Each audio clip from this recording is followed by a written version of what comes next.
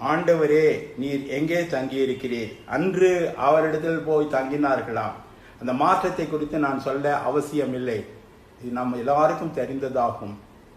ஆம், அது பெரிதாக விரிவடைந்தது. அன்பான ஆண்டவர் தங்கியிருக்கும் இடத்திலே அவர்களை சேர்த்து கொண்டார். அவர்கள் ஆண்டவரோடு தங்கியிருந்தார்களாம். எத்தனை ஒரு ஆச்சரியமான, அற்புதமான, ஆசீர்வாதமான அந்த நாள் அல்லவா அவர்களுக்கு.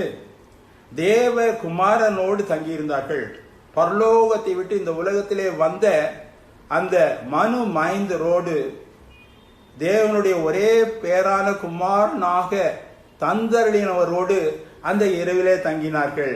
நான் ஒருவேளை யோசிக்கிறேன், அமைதியாக இருந்திருப்பார்களா? இல்லை, அநேக காரியங்களை குறித்து அந்த இரவிலே பேசியிருப்பார்கள்.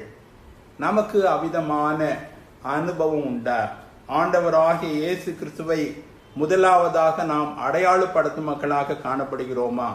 இரண்டாவதாக நாம் ஆண்டவராகிய இயேசு கிறிஸ்துவை அடையாளம் காட்டும் பொழுது ஒருவேளை நாம் காலையில் படிக்கும் வசனங்கள் நம்மோடு பேசட்டும்.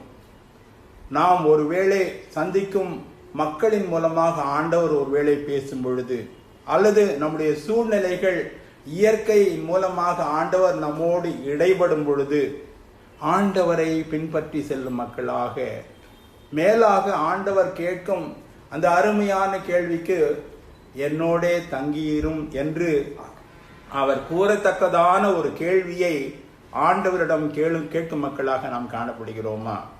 அன்பான தேவஜனமே, நம் ஒவ்வொருவரையும் ஆண்டவர் விசேஷித்த ஒரு பணிக்காக அழைத்திருக்கிறார். எல்லாருக்கும் ஒரே பணி அல்ல. ஒவ்வொருவருக்கும் விசேஷித்த ஒரு தாளந்தை அளித்திருக்கிறார். விசேஷித்த தருணங்களை கொடுத்திருக்கிறார். ஏனென்றால் ஒருவன் ஆகிலும் கெட்டு போவது தேவனுடைய சித்தம் அல்ல. அளவில்லா அன்பினால் தம்முடைய குமாரனை இந்த உலகத்தில் நமக்காக அனுப்பினாரே.